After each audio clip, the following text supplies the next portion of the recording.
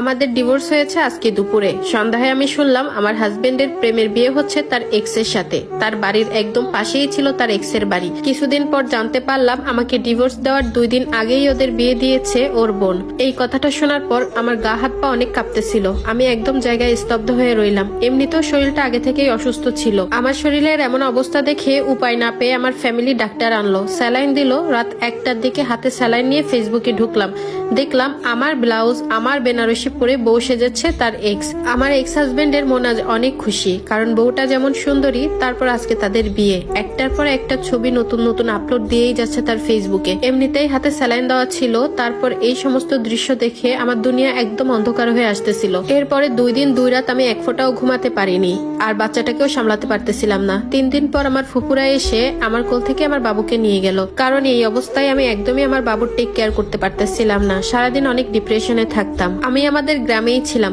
দুপুরে আমার হাজবেন্ড ওর নতুন বউকে নিয়ে মামার বাড়িতে ঘুরতে এসেছে। আমার শাড়ি পরিয়ে আমার বাড়ির সামনে দিয়ে গিয়েছে। ওর মামার বাড়ি আমার বাড়ির পাশেই।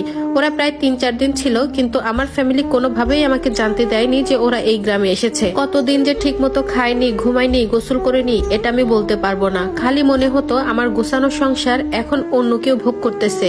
এসব ভেবে প্রতিটা রাত কান্না করতে করতে আমি অসুস্থ হয়ে পড়তাম। আমার সেই মানুষটার পাশে অন্য কেউ ঘুমায়, অন্য কেউ ওর গায়ের গন্ধ নাই। দিন দিন প্রচুর শরীর খারাপ হয়ে গেল এসব ভাবতে ভাবতে। আমাকে এখন দেখলে মনে হয় 50-60 বছর বয়সী এক মহিলা। জানো আপু, যতই রাত বাড়তো ততই আমার ফুপিয়ে ফুপিয়ে কান্না আসতো। এই যেন কাউকে আমার স্বামী বউ বলে ডাকতেছে, এই যেন আমার স্বামী কাউকে আদর করতেছে, এই যেন আমার স্বামীকে কেউ স্বামী বলে জড়িয়ে ধরতেছে। এগুলা যে কি পরিমাণ কষ্টে সেটা আমি কিভাবে বুঝাবো।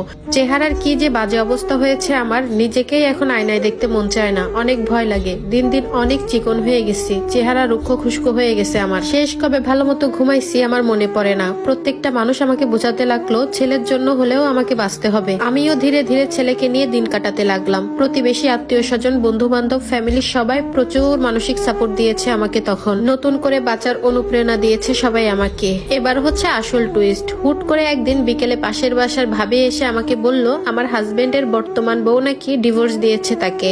আমি যেন ওদের মাফ করে দিই। ছেলের মুখের দিক তাকিয়ে আমি যেন আবারও যাই সেই ঘরে। আমার এক্স হাজবেন্ড এখন আমার মামার বাড়ি এসে ঘুরঘুর করতেছে আমার জন্য, এবং সে নাকি অনেক কষ্ট পাচ্ছে। তার ছেলের জন্য অনেক মায়া লাগতেছে তার। আমার স্বামী নাকি এখন একে ওকে ধরে আমাকে আনার জন্য অনেক কান্নাকাটি করে। জানো আপু একটা কথা, আমি ছোট থেকে অনেক আদরে মানুষ হয়েছি। আমাকে গালে তুলে না খাইয়ে দিলে আমি খেতাম না। সেই আমি সংসার করার জন্য মুখ বুজে চাকরানির মতো জীবন পার করেছি। অজস্র গালি শুনেছি, কত আঘাত সহ্য করেছি, আর কোনোভাবেই আমি ওই সংসারে যাব না। কত শত অপবাদ দিয়েছে তারা আমাকে শুধুমাত্র ঘর ছাড়ার জন্য। আমার শাশুড়ি ননদ গ্রামে এসে কত অপবাদ দিয়ে গেছে সবার সামনে। শাশুড়ি তো শুরু থেকেই সহ্য করতে পারতো না, আর আমাকে সহ্য করবেই বা কেমন করে আমার শাশুড়ি আর ননদ, কারণ তারা একসময় আমাদের বাড়িতে কাজ করত। আমাদের বাড়িতে কাজ করেই তাদের সংসার চলতো, পেট চালাতো। আমার এক্স হাজবেন্ডের এত স্বাদের বউ, যাকে বিয়ে করার জন্য আমাকে এত এত অপবাদ দিল। শ্বশুর শাশুড়ি ননদ কেউই বাদ রইল না। সেই এত স্বাদের বউই নাকি তাদের সকল টাকা পয়সা সোনা দায়না নিয়ে রাতে ভেগেছে। আর এই বিষয়টা শোনার পর আমার যে এত এত খুশি লেগেছে আমি কিভাবে বলবো। দীর্ঘ 5 মাস পর আমার এক্স হাজবেন্ড এসেছে আমার ছেলেকে দেখার জন্য। আমি দেখতে দেইনি। এতদিন যে ছেলেকে ছেড়ে থাকতে পেরেছে সে সারা জীবন থাকতে পারবে। আলহামদুলিল্লাহ, এখন আমি আর আমার ছেলে অনেক ভালো আছি আমার বাচ্চাকে নিয়ে। আমার ছেলেকে ওর মামা মামি নানা নানি সবাই চোখের মনি করে রেখেছে। এখন আমার একটাই স্বপ্ন, আমার সোনাটাকে আমি মানুষের মতো মানুষ করব।